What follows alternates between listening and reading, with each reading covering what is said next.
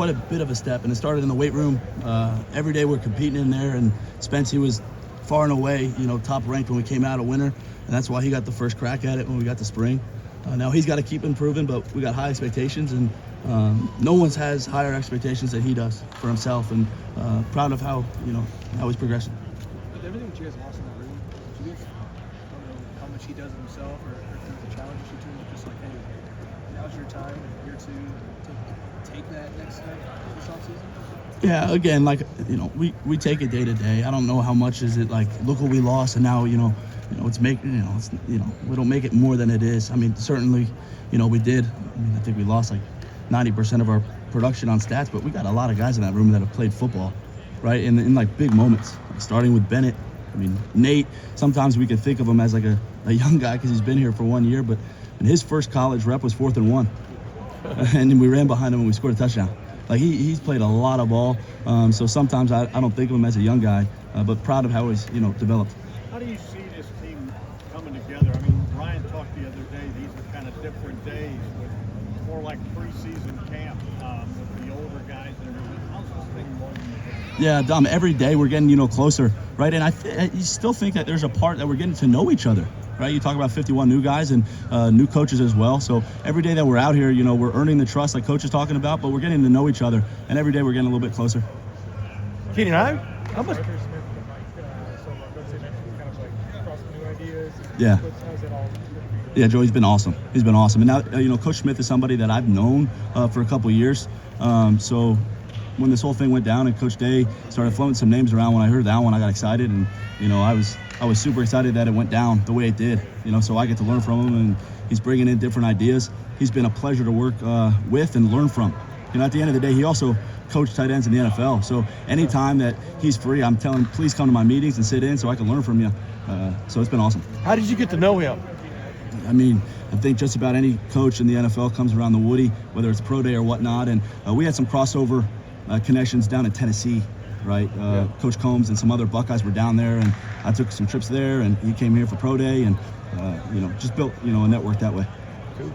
Like you said, he has experience, but you said no one has higher expectations for Nate than Nate. Is that common to see out of a sophomore? Is he holding himself to an exceptionally high standard for someone heading into his second year? Yeah, I think Nate's standard is just like the other guys in the room, Andy. Like, I'm not going to recruit someone who their expectation is not to be the best in the country, period. And, for a while it was just, you just say that and it goes one ear out the other. We're the only program in the nation that'll have 2 tight ends drafted next month. Like, the expectation is to come here, be the best tight end in the country, be the best tight end room in the country, right? And then go on and play in the NFL. And that's really hard, really hard. I told the guys the other day, everyone just says, okay, then we go to the NFL. There's only 140 NFL tight ends in the world. In the world. Like, there's a couple hundred congressmen. There's thousands of Navy SEALs. Like, what we're trying to get to is really, really hard, and that's why they chose Ohio State. So whether it's Nate or Max or Bennett or the, Mason Hunter added into the picture, like, the expectation is to be the best at what you do, period. What do you like about Mason and Hunter? One is the experience piece, because someone asked, like, what we lost. We needed to replicate kind of that veteran makeup, Hunter's a guy, he's been in college since I was in college, right? And he's played in this conference, right? And you put on his game, especially the one against those guys up north, and he's experienced. Same thing with Mason. Now he's an Ohio guy, so he gets it. And obviously he came highly recommended from Kaz. But those are guys who can do a lot of things, right? Blocking and receiving. Yeah, in a new room though, have you found they speak up readily? I mean, how would you describe what they've added to that room?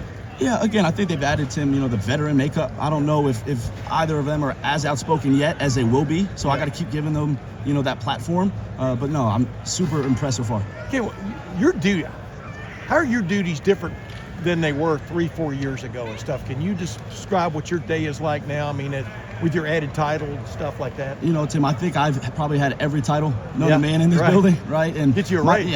But my job's been the same since day one, right? And that's, bring in quality student athletes, maximize these guys, and then find advantages against our opponent, especially those guys up north. So, since I was a GA or an intern, the job's been the same, and then obviously now it's more focused on tight ends, but the job's been the job. Yeah, we don't get to sit in on the room, but what is it like in an offensive meeting with Arthur Smith? I mean, does everybody speak up? I mean, Is it an open forum? How would you describe what it's like? Yeah, What's it hugely about? collaborative to your point. I mean, he came in here, and I don't want to say if it's not broke, don't fix it, but the first thing he wanted to do was learn how we've done it. Yeah. Right, so that he can make his tweaks, which he certainly has. But there was a week there in the winter where I wasn't on the road. It was just myself and Coach Smith, and we would watch one of our games, one of his games, one of our games, one of his, so we could familiarize each other with terms and kind of how we've done things. So when we get in that room, it's people speaking up, being collaborative, but at the end of the day, it's his voice and his direction. It's been great.